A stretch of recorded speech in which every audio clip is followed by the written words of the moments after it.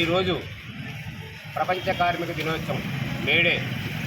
మరి ఈ మేడేని దేశవ్యాప్తంగా రాష్ట్ర వ్యాప్తంగా కార్మికులు కర్షకులు జరుపుకుంటూ ఉన్నారు. మరి ఈ మేడే ఎంత ఘనంగా కార్మికులు ఎందుకు జరుపుకుంటున్నారంటే, మరి పూర్వకాలంలో అమెరికాలో షికాగో నగరంలో కార్మికులు తమ హక్కుల కోసం పోరాటం చేస్తూ ఉంటే అక్కడ యాజమాన్యం మరి నిరంకుశంగా మరి అక్కడ పార్లమెంటరీని ఏర్పాటు చేసి కాల్పులు జరిపిస్తే వేలాది మంది కార్మికులు చనిపోవడం జరిగింది. ఆ కార్మికుల్లో ఒక కార్మికుడు తన జేబులో ఉన్న తెల్ల జేబు రుమాలను తీసి ఆ పారుతున్న రక్తంలో ముంచి పైకెత్తి, ఇదే మన జెండా, ఈ ఎర్ర జెండా ఉండే మనం ఈ రోజు నుంచి పోరాటాలు చేయాలని చెప్పేసి ఆ ఎర్ర జెండాను ఏర్పాటు చేసి అప్పటి నుంచి ఇప్పటి వరకు కూడా ఆ ఎర్ర జెండా కింద మరి కార్మికులు కర్షకులు కూలీలు మరి తన హక్కులు సాధించుకుంటూ, అలాగే పని గంటల విధానాన్ని సాధించుకుని ఇవాళ 7 గంటలకి 8 గంటలకు వెళ్తే మళ్ళీ వాళ్ళ సాయంత్రం 5 గంటలకు వచ్చే పరిస్థితి. మరి పూర్వం అలా ఉండేది కాదు. ఉదయం 6 గంటలకు వెళ్తే రాత్రి 12 గంటలకే మళ్ళీ ఇంటికి వచ్చే పరిస్థితి. అటు కార్మికులైనా ఇటు గ్రామాల్లో ఉన్న కూలీలైనా పరిస్థితి ఆ రకంగా ఉండేది. మరి ఈ జెండా కింద ఉంది ఆ రోజు కార్మికులు పని గంటలు సాధించుకున్నారో, ఉదయం 6 గంటలకు వెళ్తే 1 గంటకు డ్యూటీకి వెళ్తే మళ్ళీ ఇవాళ 2 గంటలకు సాయంత్రం 5 గంటలకి ఇవాళ బయటకు వచ్చే పరిస్థితి.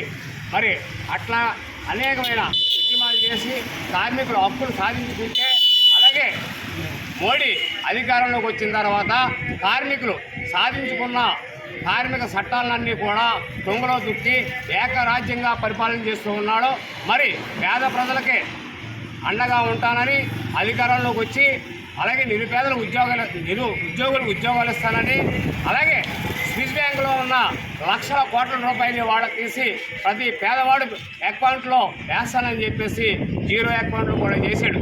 కానీ అధికారంలోకి వచ్చిన తర్వాత పేద మధ్యతరగతి వర్గాలను కానీ ఇటు కార్మికులు కానీ పట్టించుకోకుండా ఆదాని అంబానీకి కొమ్ము కాస్తూ వాళ్ళకున్న వేల కోట్ల రూపాయల్ని రద్దు చేస్తూ ఉన్నాడే తప్ప ఈవేళ పేద ప్రజలకి ఏ మాత్రం కూడా సహాయం పడిన పరిస్థితి.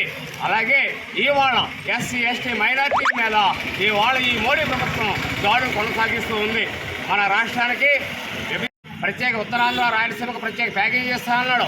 పోలవరం ప్రాజెక్టు పూర్తి చేస్తామన్నారు. ఇవాళ మన రాష్ట్రానికి పోలవరం సరిగ్గా నిధులు ఇవ్వని పరిస్థితి, ఇంకా పూర్తి కాని పరిస్థితి. అలాగే విశాఖపట్నం స్టీల్ ప్లాంట్ ప్రైవేటీకరణ చేసే పరిస్థితి. దాదాపుగా 2 సంవత్సరాల నుంచి పోరాటం చేస్తున్నా మేము ప్రైవేటీకరణ చేయమని చెప్పేసి ఇవాళ మోడీ ఒక్క ప్రకటన అయినా ఇవ్వని పరిస్థితి. మరి వాళ్ళు ఎన్నికలకు వస్తూ ఉన్నాడు, సభలు పెడుతూ ఉన్నాడు. కానీ ఈ తగిన హామీ ఏది ఇవ్వకుండా ఇవాళ పేద ప్రజల్ని కార్మికులందరినీ కూడా ఈ మోడీ మోసం చేస్తూ ఉన్నాడు. ఈ మోడీని గట్టి తిప్పాలి. రేపు జరగబోయే మే 13వ తారీఖున జరగబోయే ఎన్నికల్లో మోడీకి అందరూ కూడా వ్యతిరేకంగా ఓట్లేసి ఉమ్మడి కూటమైన ఇండియా కూటమైన కాంగ్రెస్ సిపిఐ సిపిఎం నాయకులు బలపరిచి వారు ఎక్కడైతే పోటీ చేశారో వాళ్ళందరినీ గెలిపించి వాళ్ళని అధికారంలో తీసుకురావడానికి అందరూ కూడా సాయశక్తిలో కృషి చేయాలని ఈ సందర్భంగా తెలియజేస్తూ ముగిస్తూ ఉన్నా.